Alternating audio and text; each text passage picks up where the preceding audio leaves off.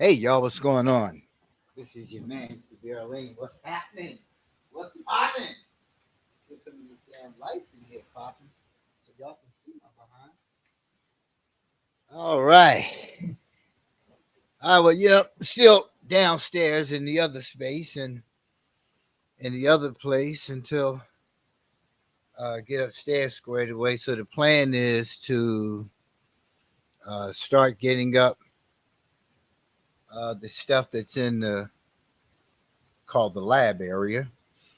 Right now, I got to move everything out, move everything around, start setting up uh, placements for my new endeavor. Yeah, we're entering into the Aleem Artworks. Yeah, custom T-shirts, custom mugs, and all the kind of custom apparel, signs, all that kind of stuff is later to come. But yeah, stay tuned. We're in the process now of putting together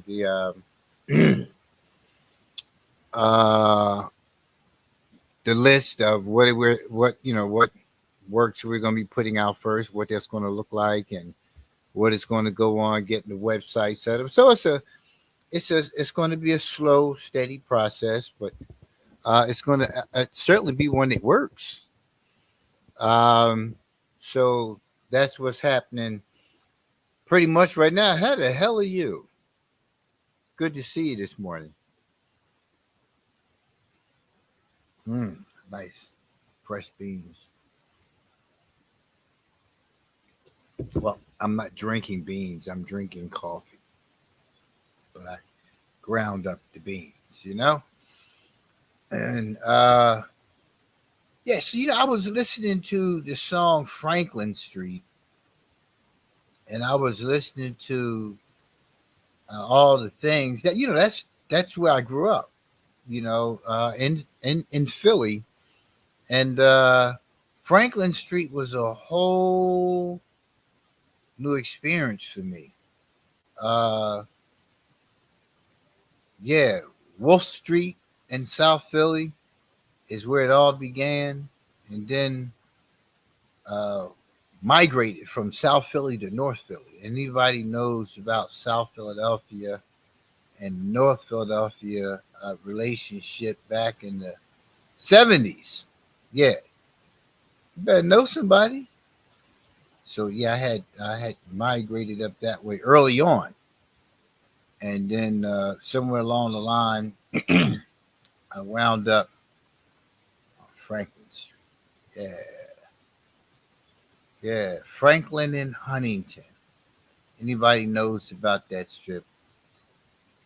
How you doing? This is where I've been. Because you might be looking for me. I hope that would be the only reason to say hi and see how I'm doing, and not because I left some residue, back there somewhere. I have a tendency to doing that when I was a little younger. But anywho, so yeah, I was listening to that, man, and I was just pondering a lot of thoughts, man, about what has changed, why it has changed, what my life was like then, what my life is like now. Yeah, I've come a long way. I've come through a lot of different pathways. Always wind up on the right side. Yeah, I was winding up on the right side before I even considered the fact of knowing God. Yeah. My mindset, back then was God better know me to save me from me. I wasn't interested in knowing Him. I knew there was one, and I was told, and I followed suit with the practitioners until I just, yeah, I'm good. But yeah, I remember all the things, man, that were said and done, and it's been a long road and a lot of things experienced. And it's good to go down that road. Sometimes we avoid those roads, the ones that are least traveled. That's the one with all the bad memories, regrets, the guilt, the shame, embarrassment. Yeah, you got to sort through all that when you travel on that road. Um, but at the end of the day, only you know you. Nobody else knows you.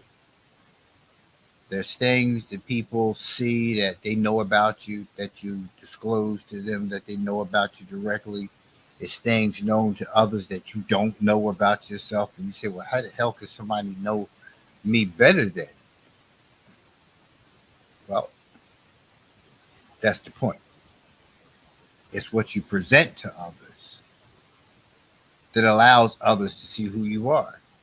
The part that you conceal, the part that you don't think anybody knows anything about, like the fact that nobody knows, you're getting high, you're cheating, or you're stealing, or you're whatever, you know.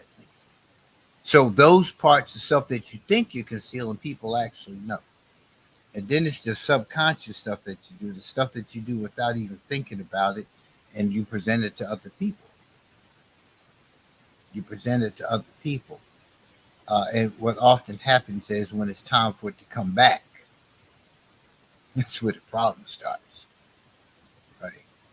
That's where all the big conflicts and controversies come into play, domestic violence, things like that, because you act like you don't know some of the unconscious things about you. You avoid the things you do know about you and keep blaming somebody else for why you are that way, because it is their fault after all. I mean, if you didn't talk so much, I wouldn't have put my hands on you. You just talk too much, right? If you'd have just left the TV alone, I know I fell asleep, but I was watching the game, and I was watching the game. So I know it's only one big TV in the house, but I can sleep and watch TV at the same time. You know, See, some of those things you say to yourself on the inside, then those other things you actually say to somebody, or you don't open your mouth and you show them through nonverbals. Like, it's stupid. Don't ask me that. Yeah, stuff like that, right? You kind of, uh, hey, girl, mom for life. How you doing? How you doing? How you doing? Yeah. Um, those things that you know about yourself that you don't want anybody really to know that's who you are. You try to avoid being who you are. And then oftentimes you say to people, do you know who I am, when you're in conflict with them? And then my response to that would be, no, do you know who you are? So a lot of us ask those same questions of ourselves on a regular basis because you don't want to get to know you. You don't want to be you. You've been conditioned so long not to be you that you don't know who you want to be. That makes sense. So speaking of which, um, I lost the article from last week, right? That we were doing. It was. I know it was 10 tips on how to take control over your emotions, but it wasn't. I don't think this article was the Psychology Today. I'm thinking it was Healthline. But for the life of me, I didn't bookmark it, and I usually bookmark the shows so that way I can go back to it and finish up. But anyway, this one is about 10 tips on how uh, to help you take control of your emotions. And that's what we were talking about last week, controlling your emotions. And they're yours. Tell you, it's a lot of cells and graves filled with people who couldn't control their emotions. Yeah. Whole lot of people in insane asylums. A whole lot of people out there strung out, done because they couldn't control their emotions and they lost some things like somewhere to live, a spouse, children. Yeah, because they didn't and don't want to control their emotions. That's the only end result to negative emotions. Somebody, if not everybody that you know is around you, is just gonna get it. They're gonna get it. So everybody's at risk for somebody's stuff, and when you don't take a look at uh, whether you really want to have new healthy relationships or whether you want to stay in the same ones and stay in the same condition you are, because you can stay there. Doesn't mean everybody got to stay there with you. Nobody wants to get cussed out and yelled at, especially not an adult. Adults want to be talked to like adults, not children, not talked down to, not talked at, right? So you have to look at why you feel the way you do. Like I said, if you're watching this right now, how you feel? Not what you think about me in this red shirt, uh, my new haircut and stuff like that. No, how do you feel right now? How did you wake up feeling this morning? You know, the extracurricular stuff set aside, right? Because you might have residue from that Friday night fun. But how do you feel this morning? I mean, how did you feel yesterday? How you been feeling all week? Have you been monitoring yourself, looking at situations and how you're reacting or responding to them? I'm in a place right now where I'm just observing. You know, you got to pay attention to things. I'm just observing right now. I'm not reacting off of anything. But man plans and God laughs, right? So keeping your emotions under control is not just for you; it's for everybody. It's for everybody because it's just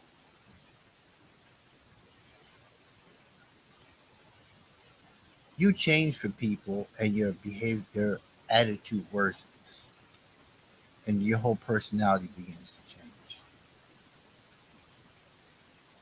So until you start like just being yourself, you're going to keep vacillating back and forth between who they want you to be and who you want to be. I don't um I don't struggle with that anymore. I don't know if it's an age thing or it's wisdom or it's just been a while. Um,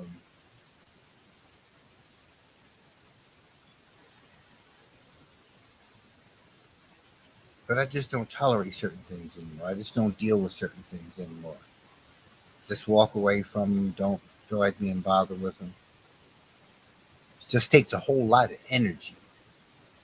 A whole lot of energy comes out of trying to be somebody you're not.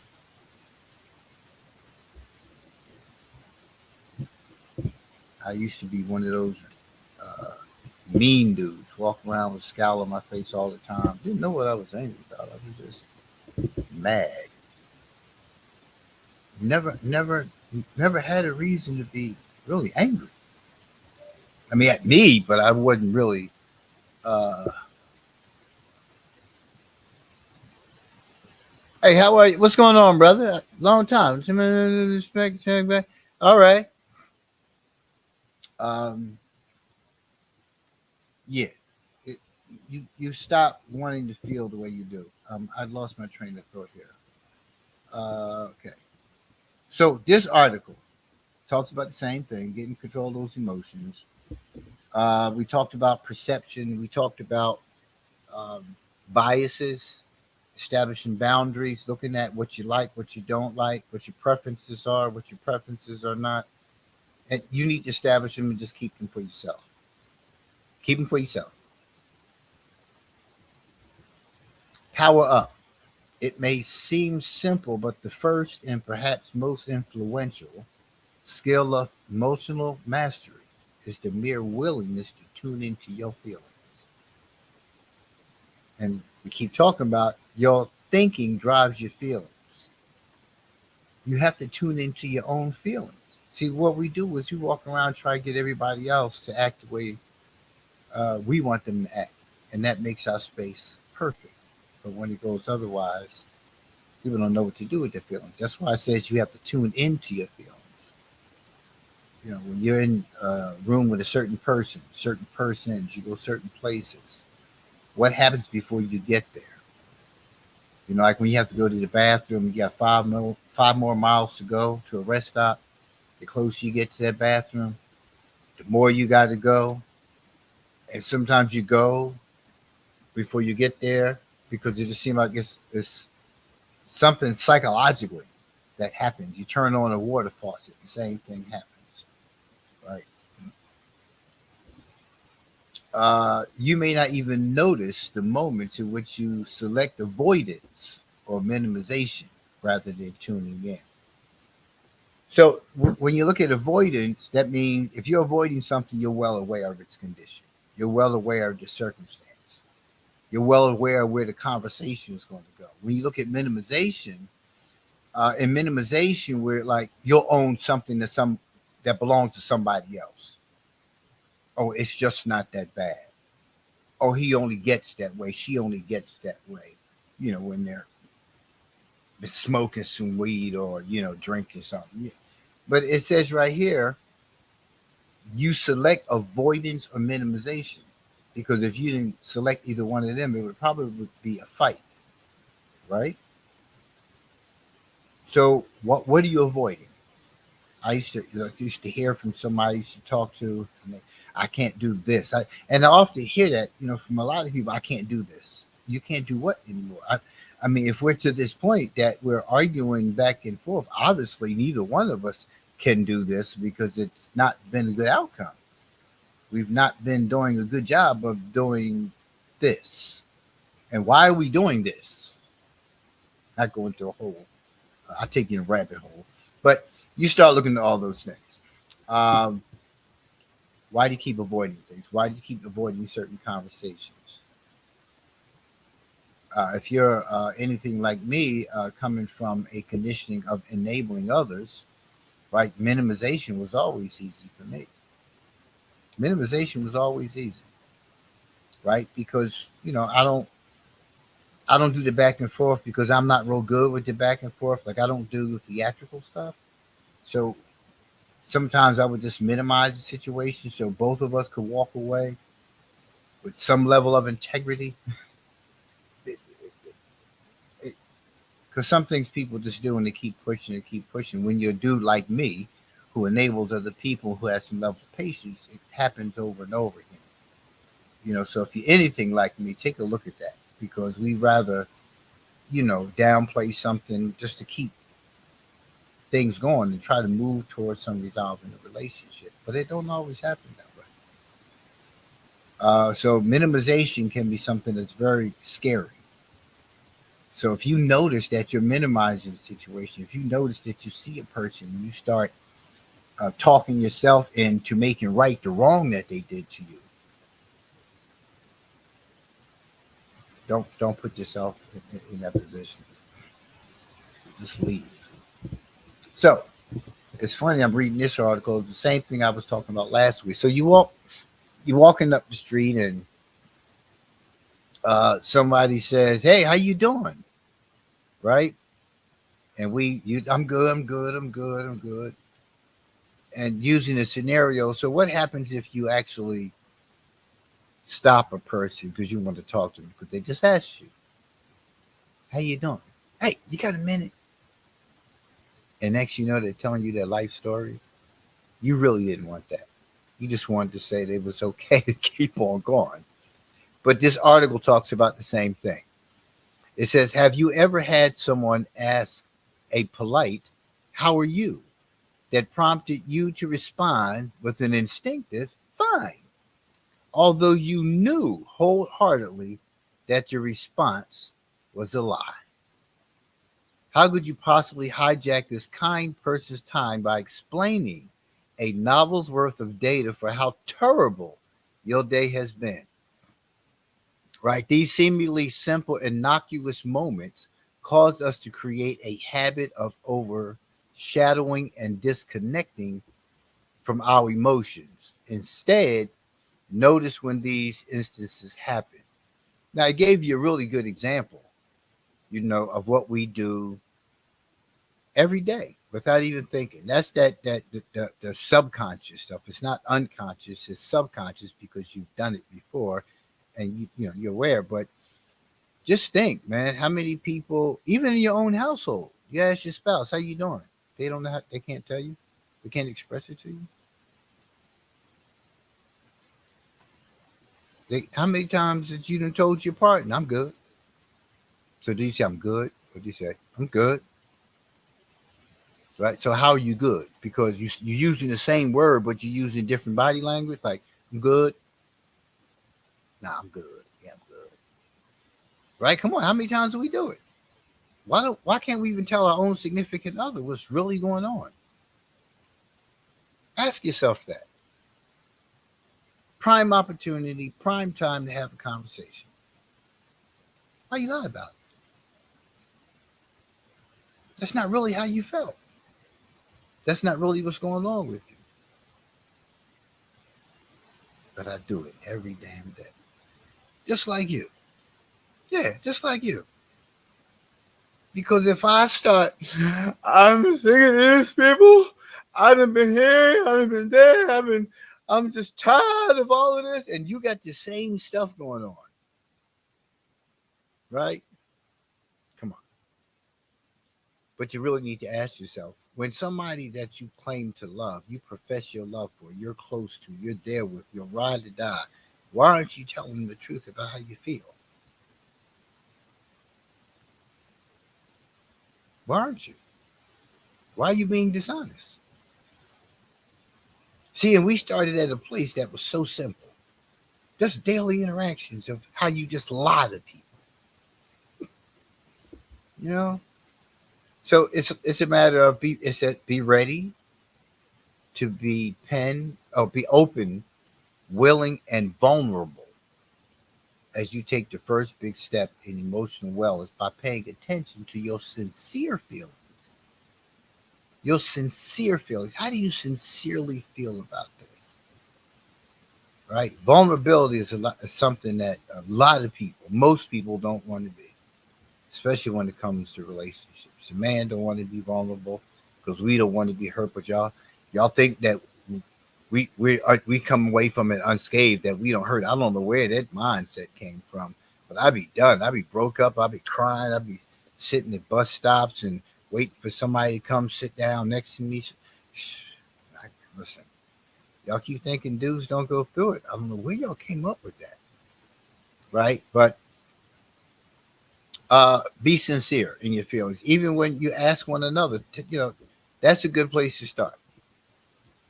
Next time you get up in the morning, hey babe, what's going on? How you doing? Yeah, slide that in there. How you doing, Tester? Tester. Yeah, let me see. She honest today. But no, you want to just check in. Check in sometimes and say, hey, how you doing?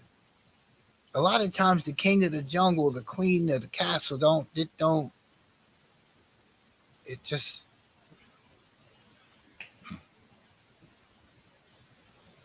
rewind. When tuning into your emotions, take a step or two backwards. Ask yourself, how did I get here?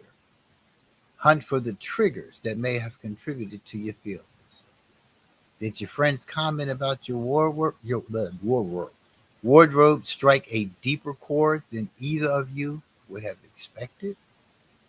Now, girl, you ain't got no business wearing that. I got something in the car. Y'all out for dinner. Y'all go meet in girls' room. She done ran got something out the trunk. It's crazy. She just wanted her girlfriend to look nice. It says, are you truly angry at your partner asking you what's for dinner? Or are you simply exhausted from a long day at work? Which one is it? You've been home for the last 2 hours. You get home before me. Why ain't you fix something to eat? Yeah, bad day, baby. Bad day. So you kind of look at those kind of things. And this is real life stuff. We do it all the time. We do it every day. We have a bad day, and because our partner asks us, how we doing? We don't tell them out of our mouths, but our behaviors show a whole hell of a lot. You you do know that your laptop is in that bag that you just slammed on the table. You sure you okay? Yeah, I'm fine. How are you asking me how I am? Understanding where emotions arise from and what evokes them is a crucial component to help you begin to manage emotions. You got to start finding out where they come from, and if you know where they come from, you got to do something about them. Just don't walk down the street and somebody asks you how you doing, and you start telling them. But yeah, it's. Oh, let's go to number 3. Fast forward, perfect. When we become emotionally heightened, you gotta know what heightened means for you. Emotionally heightened. When you come outside of that box, when your spirit starts feeling a little off center, right? You're emotionally heightened by what? What are you thinking about? Who just walked past? A common and crippling side effect is rumination. You know what rumination is? Hmm? You soak something in some oils and herbs and stuff, and we call it marinating, like ruminating. It's just getting all over you. So that's what the side effect is of emotionally heightened uh, emotions. You're just feeling it, and it's just staying on you and staying on you, and that's not good. As the sentence goes, not before long, our thoughts encircle us, and we become tied up in our own feelings. A tip to emotional management is to step out of your zone in order to gain perspective. Especially when you care. You say you care about somebody,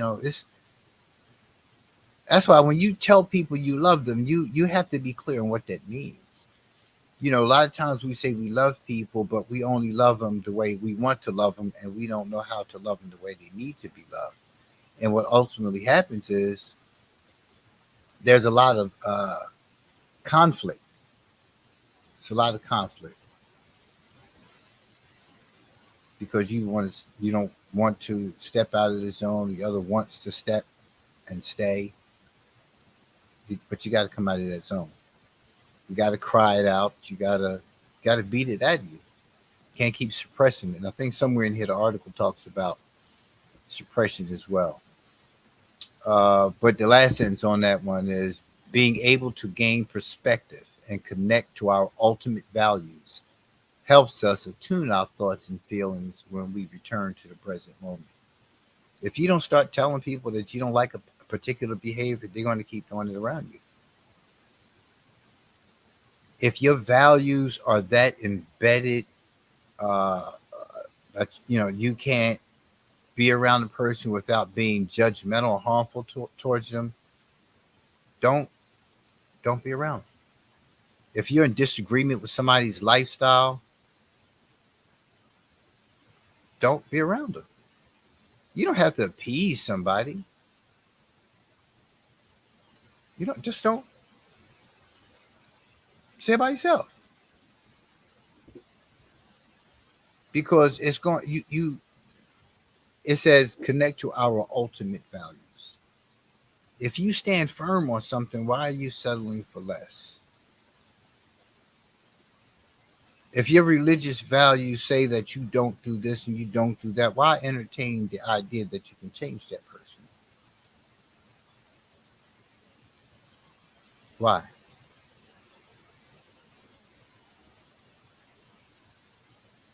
How do you know you are? How do you know you are the you are this is written wrong. It says how do you know you are the feeling the way you believe? That sentence doesn't make sense. All right. Are you queuing into the butterflies in the stomach? Right? Or perhaps your racing heart. What happens? What are you feeling in the moment, man? You got to start looking at those things. Most of us already know what we're feeling, but we're not going to be honest and say it. We're not, but it says zoom in to the moment right now. What's happening right now? Zoom into the moment. It is all. It says it is key to delve deeper. So, although emotions are experienced worldwide, the experience of emotions is rather subjective. Yeah, what does it mean to be subjective? Listen to the sentence. Although emotions are experienced worldwide, the experience of emotions is rather subjective because of what happens up in here. We take ourselves through all of this emotional upheaval because of what we think. It talks about value.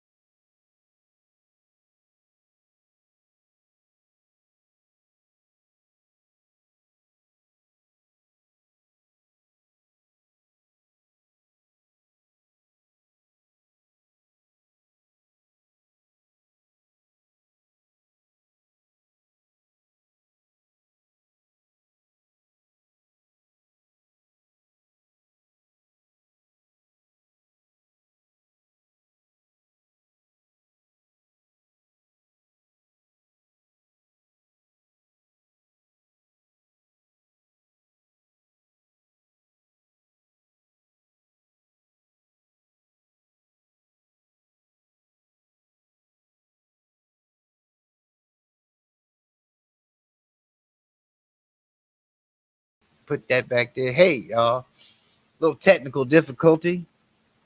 So anywho, trying to pull the article back up. So if you haven't learned anything about me, you learned that I'm an intellectual. I read and then I begin to internalize everything that I'm reading, and I can just go on and on. This is just one of those subject matters because I'm this is a big subject matter for me because so many marriages don't have to end. So many relationships don't have to end. When you start learning how to submit, accept people for who they are, how they are, whether you remain with that person or not is irrelevant. It's irrelevant. I've been married multiples of times, but it is irrelevant. It's two people who just couldn't make it work. And if you got to make it work, right? Because I keep hearing this, we're going to make this thing work. No, you don't have to make anything work. You can't change somebody. You have to allow somebody their own process. And you can still care and all that kind of stuff, but we just can't make it in this capacity. But so many relationships can be, can be still saved. You can get the kids back into the house, get the boys off the corners, right? By just simply like doing some inventory.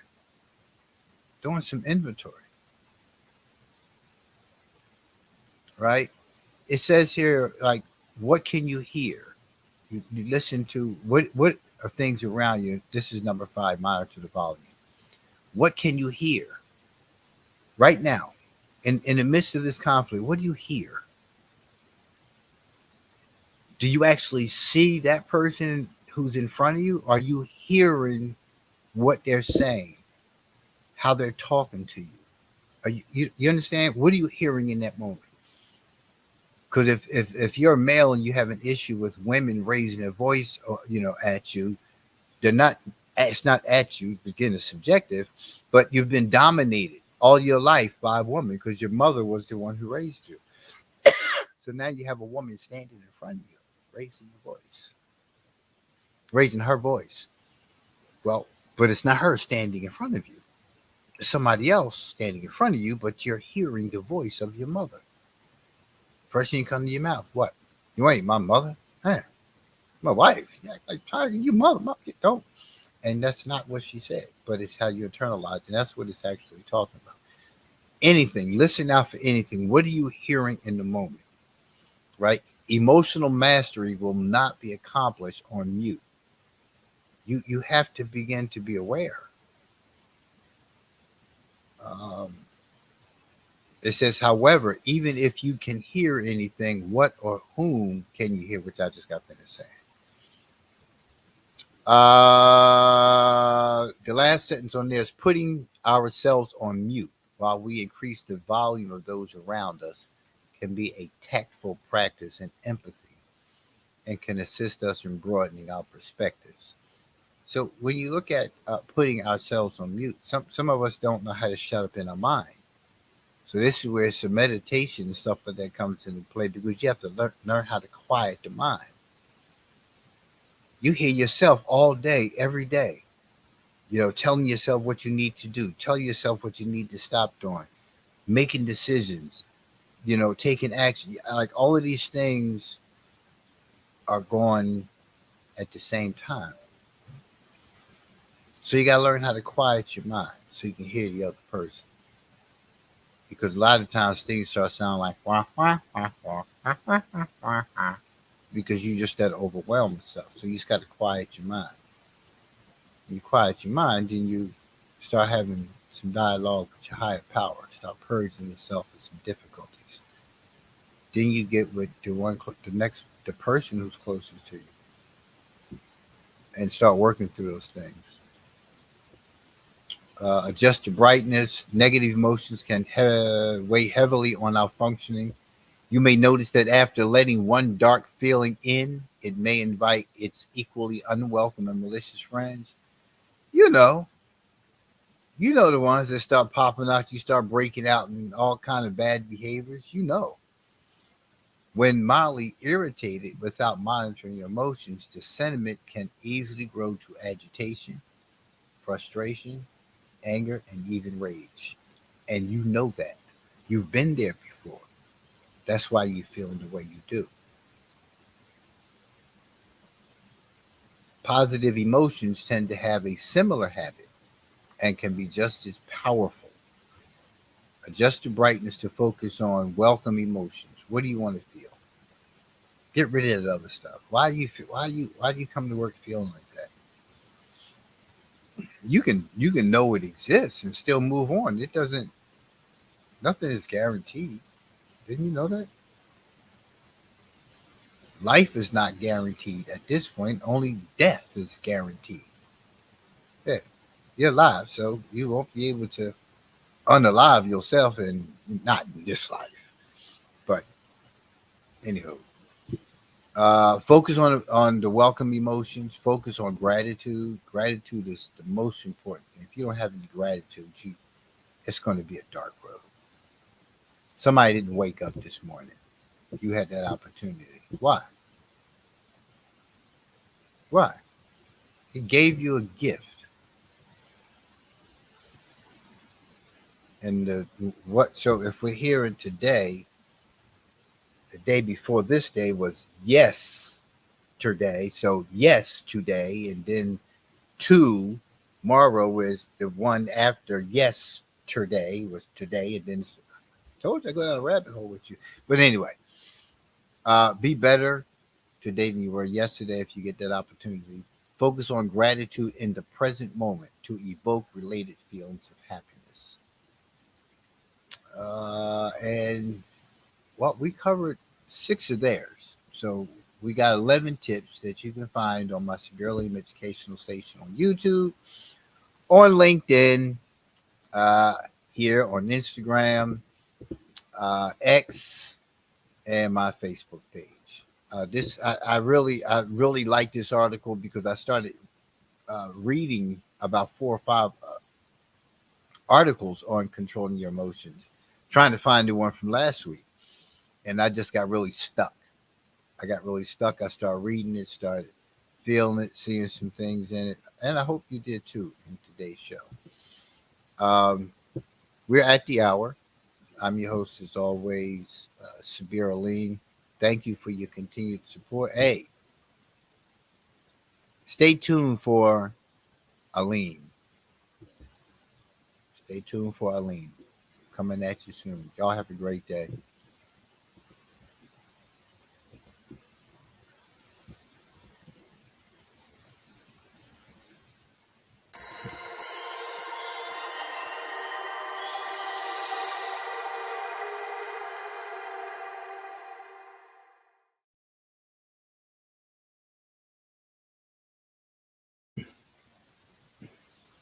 So I started rambling at some point.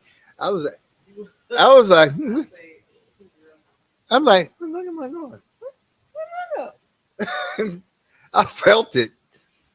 I, I start going down that rabbit hole fast, and then I looked up and said, "Oh, that's right, turn there."